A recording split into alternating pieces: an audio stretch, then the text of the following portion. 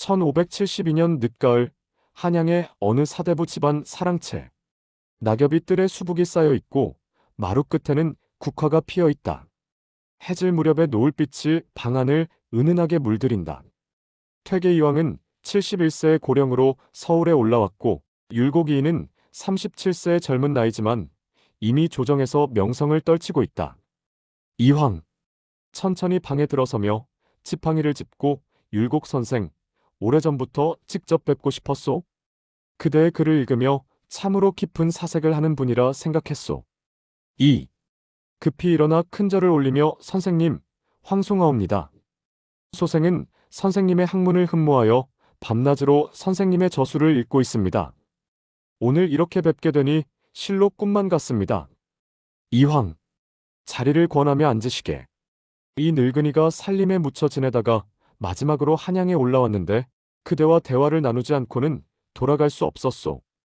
이 선생님, 제가 감히 선생님과 학문을 논한다는 것이 송구스럽습니다만 제 마음속에 오래도록 품어온 의문들이 있어옵니다. 이황, 부드럽게 미소 지으며 의심이 있다면 반드시 물어야 하오. 학문은 의심에서 시작되는 법이니 어서 말해보시게. 잠시 침묵이 흐른다. 밖에서 까치 우는 소리가 들린다. 제일막 사단 칠정론의 핵심 논쟁. 이 선생님께서는 사단과 칠정이 그 근원을 달리한다고 하셨습니다. 사단은 리에서 발하고 기가 따르며 칠정은 기에서 발하고 리가 탄다고 하셨지요. 하지만 소생이 보기에는 리는 본래 형체도 없고 자기도 없는데 어찌 스스로 발할 수 있겠습니까? 이황, 잠시 차를 마시며 생각하다가 좋은 질문이오. 하지만 율곡, 그대는 발의 의미를 오해하고 있는 것이 아니오? 내가 말하는 리가 발한다는 것은 리가 마치 사람처럼 움직인다는 뜻이 아니오. 리는 당연히 무형무의하오. 하지만 리의 본연지성이 드러나는 것을 발한다고 표현하는 것이오. 이 그렇다면 선생님, 리가 드러난다는 것과 기가 리를 따라 움직인다는 것이 실제로 어떻게 다른 것입니까? 만약 리가 드러나는 것도 결국 기를 통해서라면 결국 기가 발하는 것이 아니겠습니까? 이황, 약간 목소리를 높이며 하지만 여전히 온화하게 아니오. 율곡, 그것이 바로 핵심이오. 사단의 경우를 보시게. 어린아이가 우물에 빠지려 할 때 우리가 느끼는 측은지심, 이것은 리의 순수한 발현이오. 이 순간 우리의 마음에는 어떤 사사로운 욕심도 계산도 없소. 오직 순수한 도덕 감정만이 있을 뿐이오. 이것이 어찌 기에서 발한 것이겠소? 이 선생님의 말씀은 이해하겠습니다. 하지만 그 측은지심도 결국 마음에서 일어나는 것이고 마음은 기의 작용이 아니겠습니까? 리는 마음의 본체이고 마음이 발하되 리를 따를 때 측은지심이 되는 것입니다. 만약 리가 따로 발한다면 리와 기가 각각 두 갈래 길이 되어 리일분수의 뜻에 어긋나지 않겠습니까? 이황, 깊은 한숨을 쉬며 율곡, 그대의 우려도 이해하오. 하지만 내가 리와 기를 나누어 말하는 것은 그것들이 실제로 분리되어 있다는 뜻이 아니오. 다만 이론적으로 그 원천을 구별하여 말하는 것이오. 마치 물과 파도를 구별하되 그것들이 실제로 떨어질 수 없는 것과 같소. 이 하지만 선생님, 바로 그 점이 문제입니다. 물과 파도는 채와 용의 관계입니다.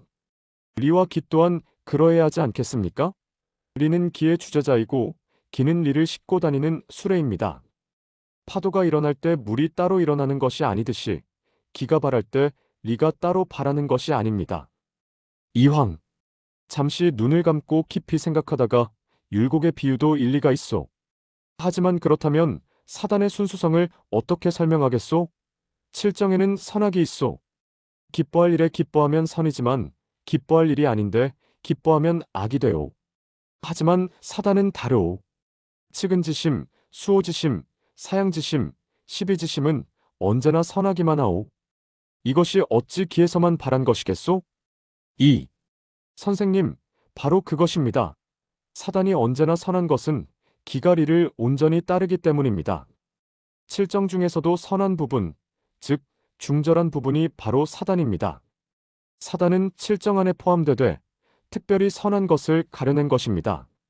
마치 금덩이 속의 순수한 금과 같습니다. 금덩이에서 금을 가려내었다고 해서 금이 금덩이와 다른 근원을 가진 것은 아니지 않습니까? 이황. 약간 흥분하여 아니오, 율곡. 그것은 맹자의 뜻을 오해하는 것이오. 맹자께서 사단을 따로 말씀하신 것은 그것이 인간 본성의 순수한 발현이기 때문이오. 만약 사단이 칠정 속에 포함된다면 인간의 본성이 선하다는 성선설을 어떻게 확고히 알 수 있겠소? 2. 선생님, 성선설은 여전히 확고합니다. 기가 리를 따라 바란다는 것이 곧 인간 본성이 선하다는 증거입니다. 문제는 기질이 맑고 탁함에 따라 리를 온전히 따르기도 하고 가리기도 한다는 것입니다. 하지만 본래의 리, 즉 본연지성은 언제나 선합니다. 제2막 구체적 사례를 통한 논증. 밖이 어두워지고 촛불을 켠다. 시동이 따뜻한 차를 가져온다. 이황. 율곡. 구체적인 예를 들어보겠소. 배고픈 사람이 음식을 보았을 때 식욕이 일어나는 것. 이것은 칠정 중 욕에 해당하오. 이것은 분명히 기의 작용이오. 하지만 같은 순간에 가난한 사람을 보고 측은히 여기는 마음이 드는 것. 이것은 사단 중 측은지심이오. 이 두 감정이 동시에 일어날 수 있소. 그렇다면 이것들의 근원이 같다고 할 수 있겠소? 2. 흥미로운 예입니다, 선생님. 하지만 그 두 감정 모두 마음에서 일어나는 것입니다. 마음은 하나인데 어찌 두 근원이 있을 수 있겠습니까? 식욕이 일어나는 것은 기가 욕망을 따라 발한 것이고 측은지심이 일어나는 것은 기가 리를 따라 발한 것입니다. 근원은 같되 따르는 바가 다른 것입니다. 이황. 하지만 율곡, 그대의 논리대로라면 악한 감정도 기에서 발하고 선한 감정도 기에서 발한다는 말이 되오. 그렇다면 선과 악의 구별이 모호해지지 않겠소? 2. 아닙니다, 선생님. 구별은 명확합니다. 기가 리를 따르면 선이고 리를 거스르면 악입니다. 이것이 바로 성과 정의 관계입니다. 성은 발하지 않은 상태에서의 리이고 정은 발한 상태에서의 기입니다. 성은 선하지만 정은 선할 수도 있고 악할 수도 있습니다. 이황. 한참을 생각하다가 율곡의 논리는 정연하오. 하지만 나는 우려가 되오. 만약 모든 것을 기에서 바란다고 하면 사람들이 기를 따라 욕망에 빠지기 쉽지 않겠소? 리의 주제성을 강조해야 사람들이 도덕적 본성을 자각할 수 있지 않겠소? 2. 선생님의 걱정은 이해합니다. 하지만 바로 그렇기 때문에 공부가 필요한 것입니다. 기질을 변화시키고 기가리를 온전히 따르도록 해야 합니다. 이것이 바로 기질 변화의 공부입니다. 이황. 기질 변화라. 그것도 중요하오. 하지만 먼저 본연지성을 자각해야 하지 않겠소?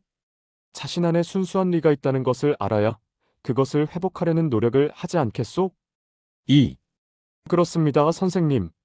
하지만 본연지성을 자각하는 것도 결국 마음의 작용이고 마음은 기입니다. 리는 기 속에 있어서 떨어질 수 없습니다. 이기불상리입니다. 제3막 공부론과 수양의 방법. 이황. 그렇다면 율곡, 그대는 어떻게 공부해야 한다고 생각하오? 구체적인 방법을 말해보시오. 2. 선생님, 저는 성을 근본으로 삼아야 한다고 생각합니다. 성이란 진실함이요, 거짓이 없는 것입니다. 마음과 행동을 일치시키고 안과 밖을 하나로 만드는 것입니다.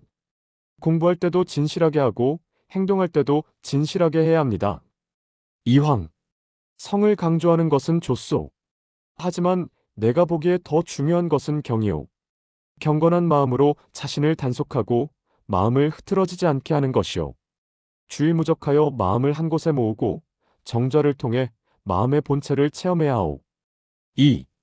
선생님의 거경은 참으로 깊은 뜻이 있습니다. 하지만 저는 생각합니다. 경만으로는 부족하지 않을까요? 경은 내면의 공부이지만 외면의 실천도 필요합니다. 책을 읽고 사물의 이치를 탐구하고 더 나아가 실제로 실천해야 합니다. 이황. 물론 실천도 중요하오. 나도 국리를 말하지 않았소? 사물의 이치를 끝까지 탐구하는 것 말이오. 하지만 순서가 있소. 먼저 거경으로 마음의 바탕을 세우고 그 다음에 국리로 지식을 넓혀가야 하오. 이것이 거경궁리의 공부법이요. 2. 선생님, 하지만 현실을 보십시오. 백성들은 굶주리고 나라는 혼란스럽습니다. 서재에만 앉아서 마음을 닦는 것만으로 충분하겠습니까? 우리는 나가서 백성을 다스리고 제도를 개혁하고 나라를 바로 세워야 하지 않겠습니까? 이황. 약간 엄숙한 표정으로 율곡. 그대의 우국충정은 가상하오. 하지만 생각해 보시오. 만약 마음이 바로 서지 않은 채 정치를 한다면 그것이 과연 제대로 될 수 있겠소? 임금이 먼저 자신의 마음을 바르게 하고 신하들이 충성되고 정직하다면 나라는 저절로 다스려질 것이오. 이것이 수신제같이 국평천하의 순서 아니겠소? 2. 선생님 말씀도 맞습니다. 하지만 저는 생각합니다. 수신과 치국은 동시에 이루어져야 한다고. 마음을 닦으면서 동시에 나라를 다스려야 합니다. 안으로는 성을 쌓고 밖으로는 공을 이루어야 합니다. 내성외왕이 바로 이것 아니겠습니까? 제3학 시대적 과제와 현실 인식. 밤이 깊어지고 찬바람이 불어온다. 시동이 화로에 불을 지핀다. 이황. 율곡. 그대가 쓴 동호문답과 만원봉사를 읽었소. 그대는 참으로 시대의 병폐를 꿰뚫어 보는구려. 하지만 내가 보기에 그대는 너무 조급하오. 2. 선생님, 조급하지 않을 수 없습니다. 지금 우리 조선은 당쟁으로 찢어지고 있습니다. 동인과 서인이 서로 싸우고 사림은 분열되어 있습니다. 이대로 가다가는 나라가 위태로울 것입니다. 이황. 당쟁이 문제라는 것은 나도 알고 있소. 하지만 율곡, 당쟁의 근본 원인은 무엇이겠소? 바로 사람들의 마음이 바르지 못하기 때문이요. 사사로운 욕심과 당파적 이익을 추구하기 때문이요. 만약 모두가 공정한 마음으로 나라를 생각한다면 당쟁은 저절로 사라질 것이요. 2. 하지만 선생님, 인간의 마음을 모두 바꾸기를 기다릴 수는 없습니다. 제도를 통해 당쟁을 막아야 합니다. 인사제도를 공정하게 하고 언론을 바로잡고 상벌을 분명히 해야 합니다. 저는 구체적인 개혁안을 여러 차례 올렸습니다. 이황. 그대의 개혁안도 읽었소. 시무육조를 비롯하여 참으로 구체적이고 현실적이오. 하지만 율곡, 제도는 사람이 운영하는 것이오. 만약 사람이 바르지 못하면 아무리 좋은 제도도 무용지물이오. 2. 그렇습니다, 선생님. 하지만 반대로 생각하면 좋은 제도가 사람을 바르게 만들 수도 있습니다. 제도와 교화는 함께 가야 합니다. 저는 특히 군사 문제가 걱정됩니다. 10만 양병설을 주장한 것도 그 때문입니다. 이황. 10만 양병이라. 율곡, 그것은 너무 많지 않소? 그렇게 많은 군사를 어떻게 먹이고 입히겠소? 2. 선생님, 지금 국경 너머에서 여진족과 일본의 움직임이 심상치 않습니다. 특히 일본에서는 도요토미 히데요시가 전국을 통일하고 있다고 합니다. 만약 그들이 쳐들어온다면 우리는 막을 수 있겠습니까? 미리 대비해야 합니다. 이황. 깊은 한숨을 쉬며 율곡의 우려가 기우가 아니기를 바라오. 하지만 만약 그대의 예측이 맞다면 참으로 큰일이오. 이 늙은이는 곧 세상을 떠날 것이오. 율곡, 그대가 이 나라를 지켜주시오. 2. 선생님, 그런 말씀 마십시오. 선생님께서는 학문으로서 이 나라의 정신을 세우셨습니다. 저는 다만 선생님의 학문을 현실에 적용하려 할 뿐입니다. 제오막 학파의 분기점. 이황. 율곡, 우리의 학문이 다르다는 것을 알겠소. 하지만 이것이 후세에 화근이 되지 않을까 걱정돼요. 나의 제자들과 그대의 제자들이 서로 대립하지 않을까? 2. 선생님, 저도 그것이 걱정입니다. 하지만 학문의 차이는 자연스러운 것입니다. 중요한 것은 서로를 존중하고 진리를 추구하는 자세입니다. 선생님의 학문도 옳고 저의 학문도 나름의 이치가 있습니다. 이황. 그렇게 말해주니 고맙소. 하지만 율곡, 나는 한 가지 부탁이 있소. 그대가 아무리 현실을 강조하더라도 성리학의 근본 정신을 잊지 말아주시오. 우리는 추자의 학문을 따르는 것이오. 왕양명의 심학은 위험하오. 2. 선생님, 저는 결코 양명학을 따르지 않습니다. 다만 주자의 학문을 조선의 현실에 맞게 해석하고자 할 뿐입니다. 주자께서도 시대와 장소에 따라 다르게 적용해야 한다고 하지 않으셨습니까? 이황. 그렇기는 하지만 율곡 그대의 기발이 승일도설은 자칫 양명학으로 흐를 위험이 있어. 모든 것을 기에서 바란다고 하면 마음이 곧 리라는 심증리와 무엇이 다르겠소? 이. 아닙니다, 선생님. 저는 마음이 곧 리라고 하지 않습니다. 마음은 기이고 리는 그 안에 있는 것입니다. 심의기지령이라 마음은 기의 신령스러운 작용입니다. 하지만 리와 기는 여전히 구별됩니다. 이황. 율곡의 설명을 듣고 보니 조금 안심이 돼요. 하지만 여전히 우려는 남소. 후학들이 그대의 학설을 잘못 이해하지 않기를 바라오. 2.